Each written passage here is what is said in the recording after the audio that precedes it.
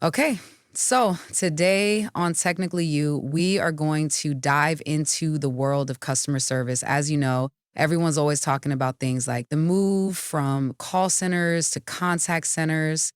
Yeah, we're going to really try to break that down today. Cool. I think this topic is interesting because we all have experiences with customer service, some good, some bad, and even some humorous, Yeah, I can say I had some experience with customer service. right? But maybe we haven't really considered the details of how it's changed. Yeah. And how the new trends are affecting us. Exactly. Yeah. So I think it'll be cool to break it all down for our audience. Yeah, I'm excited, so let's go. So let's start off with what even is a call center? Okay, so a call center. We've all kind of seen them in movies, right? Yeah, like the rows of noisy cubicles. Exactly. Yeah, rows of cubicles with people wearing headsets just answering phones all day. Yeah. And trying their best to help people with their problems or sell them a thing or two. Yeah, exactly. So it's that central hub where all customer interactions happen. Okay. And that was the thing for a long time, right? Like, Oh, yeah, for decades. That was the gold standard. and why is that? Well, the phone. Back in the day, the phone was the main way to communicate with businesses. Right? Before the internet changed everything. Exactly. If you have a problem, you should call the company. Right. And everyone had a phone, shall we say landline. So it was easy for companies to reach everyone. Yeah, exactly. It was the most efficient way to connect with customers. Okay. But now things are different, obviously. Totally different. Yeah, the internet changed everything. And before the internet, caller ID. So what's a contact center then? A contact center is like the evolution of the traditional call center. Tell me more. So it's not just about phones anymore. Are you saying there are more options? Yes, way more options. So you've got email, you've got text messaging, Social media. social media, yes. I've even DM companies before on Instagram or Twitter. Exactly. And they probably have a whole team dedicated to just answering those messages. Right. And then you've got live chat on websites, those little pop-up boxes.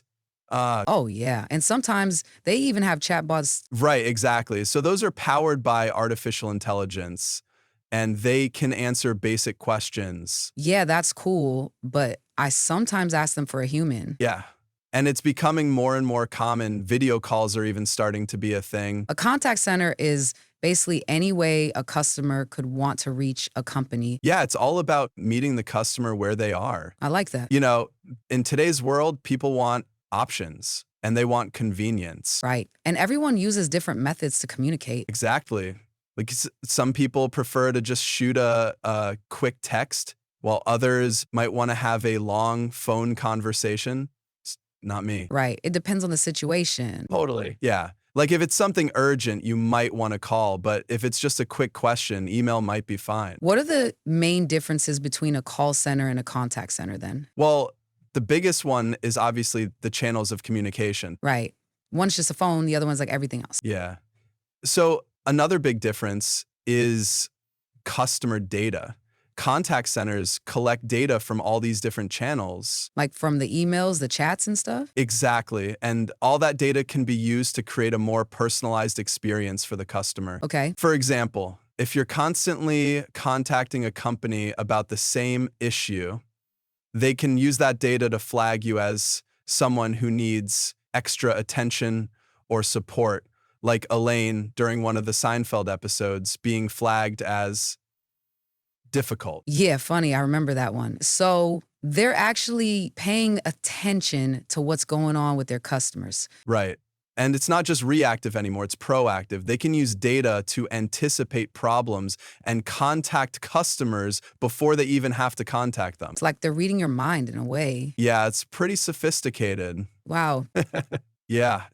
And then another difference is self-service tools. So call centers, they typically have those automated phone menus.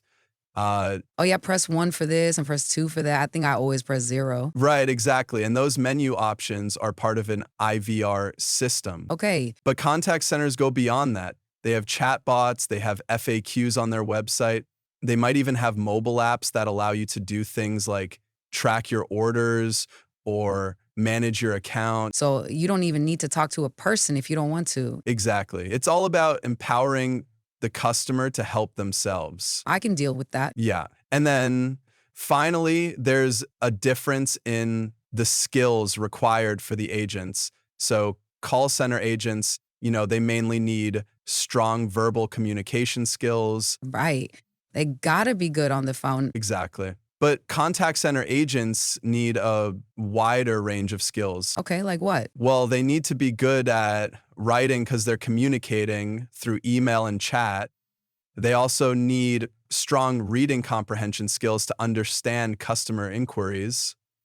Okay. And they need to be familiar with social media etiquette and trends. Friends. So it's like a more well-rounded skill set. Exactly. They got to be able to multitask and switch between different channels seamlessly. Sounds like a pretty demanding job. It can be, but it's also very rewarding. You're helping people solve problems and making their lives easier. Of all this stuff we're talking about, what do you find the most interesting part of this whole evolution? I think for me, it's the increasing importance of data and analytics. Okay, why is that? Well, because it's opening up a whole new world of possibilities. Like what? Well, as we talked about before, you can use data to personalize the customer experience. Okay, I get that. You can also target offers more effectively, and you can even predict customer behavior. Okay, but how does that actually work in practice? So let's say you're an online retailer and you're using a contact center platform. That platform collects data on every customer interaction, like what pages they're visiting, what products they're looking at, what they're Putting in their cart but not buying. exactly, all that juicy information. Wow. And then you can use algorithms to analyze all that data and look for patterns. Yeah. So, for example, you might notice that customers who abandon their carts often do so because they have a question about shipping costs. So then you can use that insight to proactively display shipping information more prominently on the website. Oh, so you're using the data to improve the customer experience. Exactly. And that's just one example. There are so many possibilities. It seems that the more data you have, the better you can understand your customers. Right. And the better you can serve them. So it's like a win-win. Yeah, exactly. So all this is like really cool, but where do you think things are going? What's the future of customer service? Ooh, that's a tough one. Yeah, I think AI is definitely going to play an even bigger role. We're already seeing AI-powered chatbots that can handle pretty complex tasks. Right. But in the future, I think they'll be able to do even more. Like what? Well, maybe they'll be able to understand customer emotions and respond accordingly. Are you saying they'll be able to empathize with customers? Yes. And maybe they'll even be able to anticipate customer needs before they even express them. Okay, that's like getting really sci-fi and a little scary. I know, right? It's crazy to think about, but it's cool. Yeah, it is. So if AI is doing all this stuff, what happens to the human agents? Yeah, that's a good question. Are they all going to lose their jobs? I don't think so. I think there will always be a need for human interaction, I agree. especially for complex or sensitive issues. Right. You probably don't want to talk to a robot if you're having a really frustrating problem. Exactly. So I think the future of customer service is going to be a blend of AI and human interaction. Okay. So we will be working together. Right. AI will handle the routine tasks, and humans will focus on the more complex and emotional stuff. So it's like the best of both worlds. Exactly. So to wrap this all up, what's the one thing you want our listeners to remember from today's conversation? I think the biggest takeaway is that the customer service landscape is constantly evolving. Okay, so what worked yesterday and what works today might not work tomorrow. Right. The key is to embrace innovation, leverage technology effectively, and never lose sight of the human element at the heart of it all. So don't be afraid to try new things and use technology to your advantage. Exactly. But always remember that at the end of the day, you're dealing with people That's a good point. and their experiences matter. Awesome.